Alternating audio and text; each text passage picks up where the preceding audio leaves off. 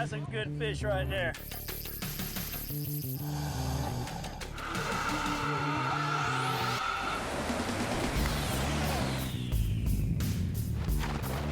There we go, girl. Woo, man.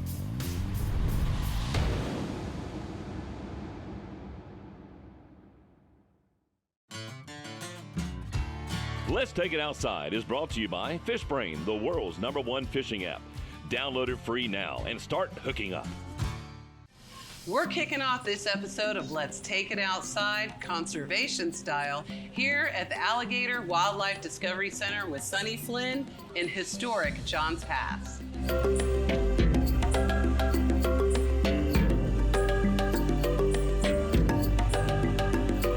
I'm here with Sunny Flynn, and she is the owner of the Alligator and Wildlife Discovery Center, home to over 180 exotic animals.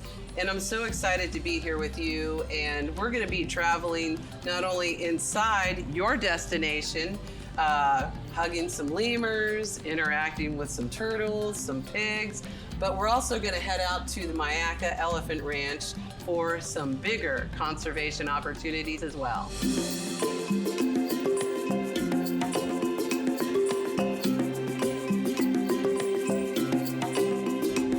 It is morning time here at the Alligator Wildlife Discovery Center, and I get to do something really fun with Sunny. There are a lot of different animals here that need breakfast, but we have a special guest. She's a new addition to the family. Why don't you introduce her? So this is Chewy. Chewy is a 7-week-old red-ruffed lemur. They are critically endangered. There's under 1,000 of them in the world. Wow. She is our newest baby, and it's interesting because she's already telling our other lemur what to do. And he's quite a bit older, right? Yeah. So Wicket is 13 months old, and you'll get to meet him later. And how old is she? She's 7 weeks. So 7 weeks old. She's still on formula, so I'm going to let you actually feed her. I'm so excited. Now, how do I hold her like a baby? Hold her like a baby. Okay. And then we're going to give you the syringe. She's licking me. Yep. Okay. And then you're just going to put it in her mouth and just squeeze it. Okay, There you slowly, go. Slowly. not too much. Yep. She's holding the bottle, or holding the syringe like a little baby. Now, what am I feeding her exactly? So this is actually formula. Okay. So it's human formula that is gluten-free. Whoops, sorry. Don't want to go too fast, right? How fast should I do this? You can go a little faster. About like that? Yeah, Okay. she's gonna eat about 7 of them right now. And Okay. then they're predominantly fruit eaters, so she's on bananas too. Okay. So That's so great. Now, when they're in the wild, how long do you think that they nurse when they're with their mothers? they nurse about 8 weeks. Okay. Is that a happy noise, or That's give me more she noise? wants more faster. Okay. Okay, I'm not doing it fast enough. Wait, oops, I dropped it. All right, let's get you some more, baby. Oh, she's holding on to my thumb. This is so cute. All right, it's coming. It's coming. She is really hungry. Yep, she is. So one of the great things about the Discovery Center here is it's interactive. You know, not only are you looking at the animals, you can interact with them and feed some of these. Now, what am I feeding them right here? Looks like Cocoa Pebbles, but I'm sure that's not what it is. It's pretty much like Cocoa Puffs for them. It's a product called Crock Chow. It has all the nutrients that they need that they would be getting out in the wild. Calcium, vitamin D, vitamin B. You know, and one thing I noticed too is they eat to the side. You know, it'll go in the water or whatnot, and then they swipe their head to the left or the right to get it in their mouth. What? A lot of times. Sometimes it's straight on, and then sometimes they'll swipe it. Well, they don't. They have a tongue, but it doesn't move. So it's affixed to the bottom of their mouth. Really? Yep. And they use that tongue to move prey along once it. Once it's caught. in their mouth. Yep. Okay. Well, imagine you're going to chomp down on something at a bite force of 100 to 300 pounds at this size. You wouldn't want to chomp your tongue off, right? True.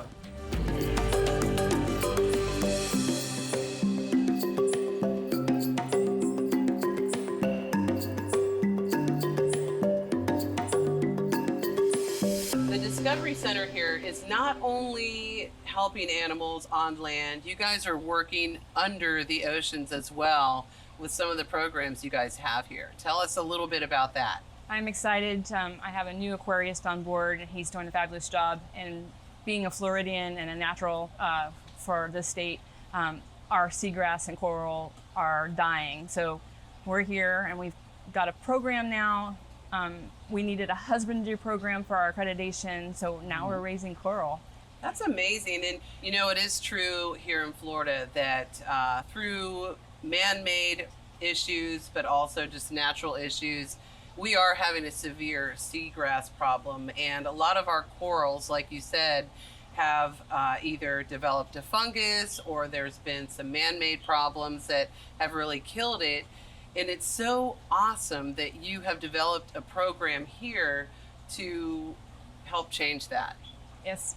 So we are technically farming coral now, so we can sell to aquarium enthusiasts. They can buy a non-Floridian coral, and 50% of that proceeds go back to seagrass and conservation through the coral restoration program in South Florida. Well, I say we go meet Jay so he can tell us all about it. Absolutely. I think so.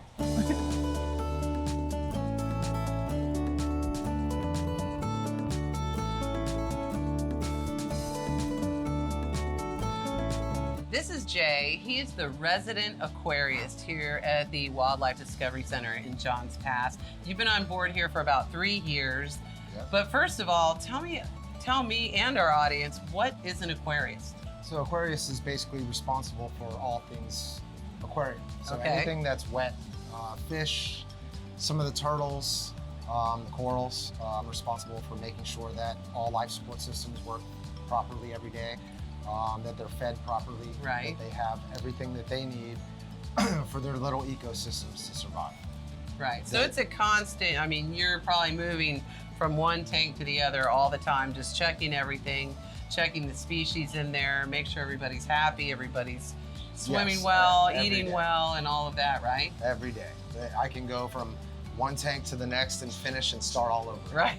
It's a never-ending job. So again, that's just something to think about too if you make the big decision to get an aquarium, because they are beautiful and they're a lot of fun, but they are also a lot of work.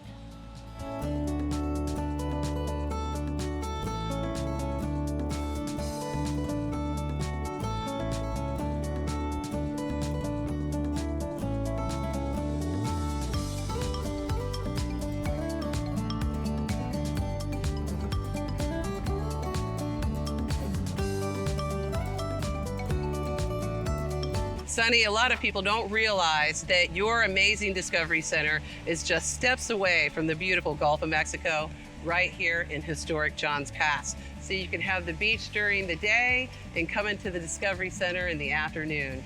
The weather is always postcard perfect at the Alligator and Wildlife Discovery Center. Rain or shine, it's the perfect place to come and visit while you're in the area at historic Johns Pass.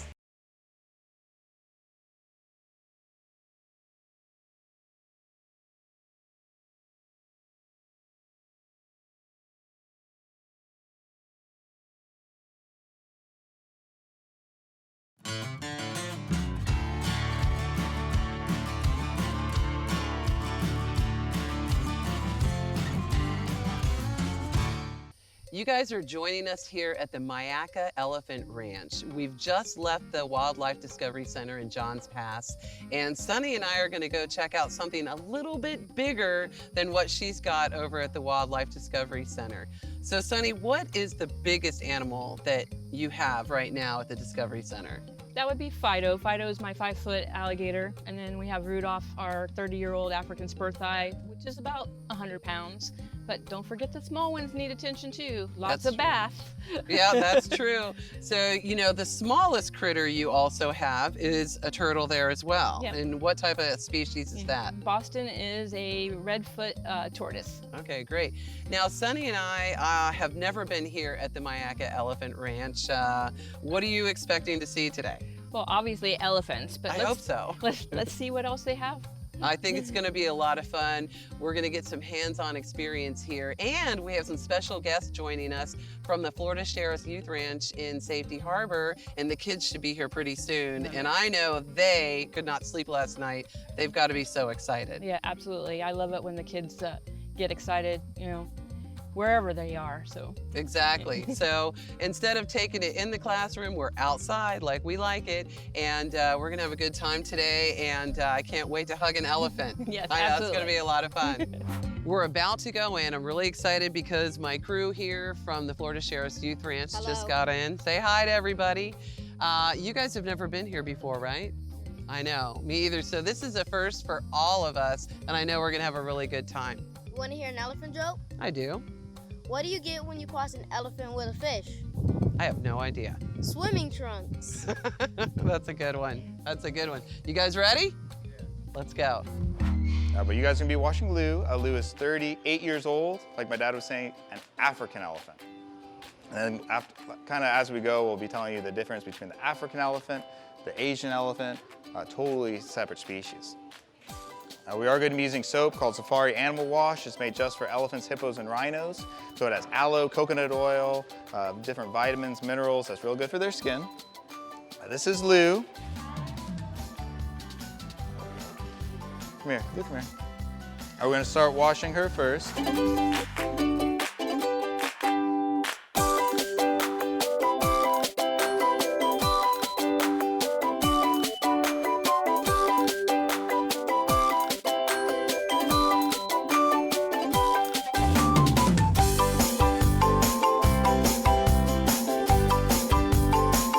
Well, my favorite thing I did today was probably washing the elephant and getting to pet it and stuff.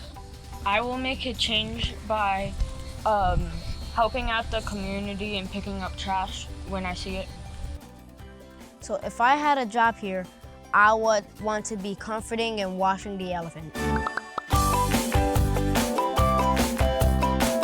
how important is it to you to get donations and to bring these groups in to show off what their beautiful animals? Yeah, so we're all run through donations and also special experiences where people get to touch, learn about the elephants. That funds kind of everything. Cost for feeding an elephant a year is about $50,000 between their hay and their grain. So it isn't cheap to have elephants. Nope, I know the feeling. All the exotic animals I have, different Missouri diets forever. Yeah. So it's awesome. So anything else you want to share with a group that? Well, a lot of people don't know how endangered elephants are. There's only about 300,000 African elephants left. In 1930, it was about 10 million. The Asian elephant is actually more critically endangered. There's only about 40,000 Asian elephants left. The main reason for all this is the poaching, the loss of habitat, and the human-elephant conflict. The biggest issue, the poaching, takes down about 100 elephants a day in Africa, so that's about 30,000 a year going down just from the poaching. So it's real important to mitigate the human-elephant conflict, the loss of habitat, and also the poaching. I 100% get what you're doing, and I appreciate you, and this has been a fun experience, and I'm excited that I got to play with something big. Yeah, well, thanks for coming and supporting us.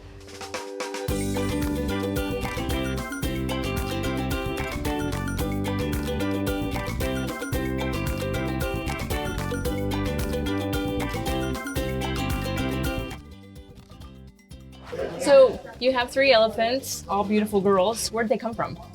So our elephants were all kind of retired from different entertainment. Our 2 Asians, we retired 2 years ago. They did a lot of different things, Indian weddings, documentaries, movies, operas, circuses, state fairs, all sorts of things, but now they're all retired. They just get their bath every day, get to interact with people, and then they're outside. Oh, I'm sure, and it's so important what you're doing with the education of the next generation, both of you guys, and that's really where we're gonna make an impact and make a difference, is changing those old habits and those bad ways and letting our next generation of conservationists, have these experiences so they really do grab a hold of these ideals and take them even further than we can. So Misty, this was a great time. Again, I want to express a thank you and the passion that Lou and his family has here for the elephants. And again, it brings home to me in my heart that I'm doing the right thing in educating people and it's great to share that kind of experience. So thank you for bringing me to the ranch. Well, I know, it was my first experience as well. And when I heard about it, it just, in my heart, it reminded me so much of what you're doing.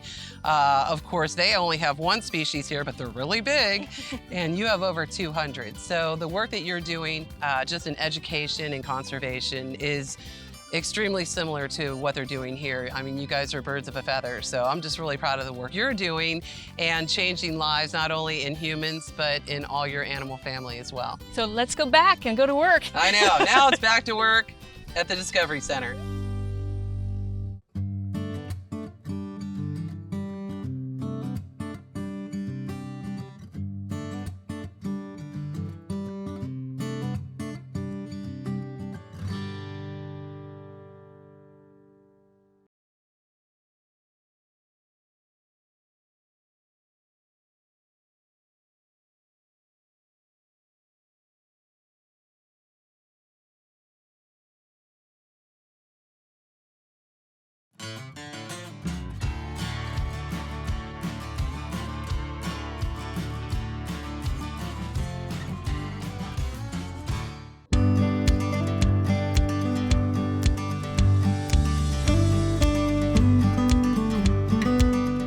Looking for really cool, unique ways to tell our conservation story. So I was like really excited when I came across the Elephant Ranch. And to be honest, I'm like, there's an elephant ranch in the middle of Florida? Who would have thought? And it was really cool because I called Sunny. I'm like, I've got something really fun for us to do. We're going to the Myakka Elephant Ranch. Getting there, the trainer, Lou, was phenomenal. And it's really awesome to find like-kind people. Yes. His passion for the elephants is so similar to my passion for the rescues that I have. It was so equal. And even though his elephants are so much bigger, I mean, you have the smallest to the biggest. And he was so, and as much as I was curious about the elephants, he was curious about what I was doing. Right. And, and just being able to unite two rescues like that is amazing. It was so meaningful to sit back and listen to you and Lou really just share your passions, not only specifically for his elephants or your alligators and things like that, but just like-minded people that have dedicated their entire lives and what they get up and do every single day to conservation and saving these animals that are endangered. We just need more people like that, that really think like that and really want to get engaged and do something. And I know not everybody can do what you do on the day-to-day. I know that I am not capable of taking care of 200 plus exotic animals. I know that. But there's a lot of different ways people can get involved, and it's just really cool to find someone with the passion just like yours and connect you guys. I just thought that was really, really cool. Yeah, it impressed me on how young he was. Yes. And his vision, because he helped his parents create that. It was his vision. Yeah. To play with the elephants. His parents had the elephants, but to actually save them and grow it, they're growing it with an additional 20 acres. It's just, the passion is there, the drive is there, and it's good to see that our youth is coming up and carrying out our vision and mission in saving our planet. Well, and you have a lot to do with that, Sunny, because without, you guys get a lot of kids at the Discovery Center, right? Like every time I go in there, there's kids, there's school groups coming in, things like that. So, without them having those experiences and being able to have an encounter and really feed or see or learn, they wouldn't, that wouldn't be happening with our next generations. We just want you to remember to leave footprints and nothing else.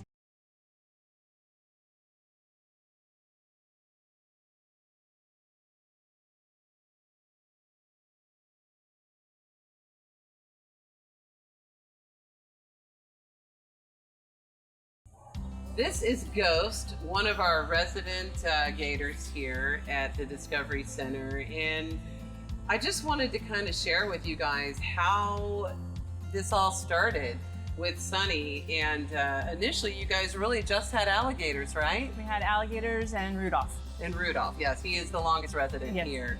And it's just so incredible what you've done with the place, because you've expanded it exponentially. And not only do you have alligators and crocodiles, and of course Rudolph, our resident tortoise, How many other different species of animals do you have here? So I have over 200 animals, close to 50 different types of species. So you've gone from being kind of the classic Florida, come and interact with an alligator, hold an alligator, kiss an alligator attraction to really a wildlife discovery center. And you're practicing conservation, you're teaching it, you're also assisting in conservation in different areas all over the world. Yes. Our mission is the conservation education portion, and my team is phenomenal. They see my vision and they follow it through. That's true, and it is a vision. It's an ever-growing, ever-changing vision, because expanding now from up here from the Discovery Center to the farm, and who knows what's next on the horizon for you, Sonny. I say the sky's the limit, and animals on the planet should be very glad that people like you exist and care about preserving them, keeping them from being endangered, and also allowing people to interact and learn from them as well. Yep. Our saying is where there's always more to explore, so we're always changing.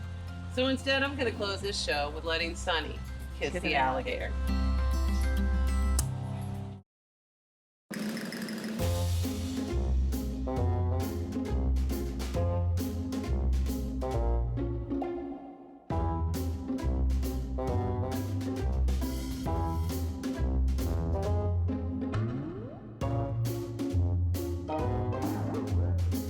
Hey, do you want to hear an elephant joke? I do. What do you get when you cross an elephant with swimming trunks? I mean, Blooper. That's going in the bloopers.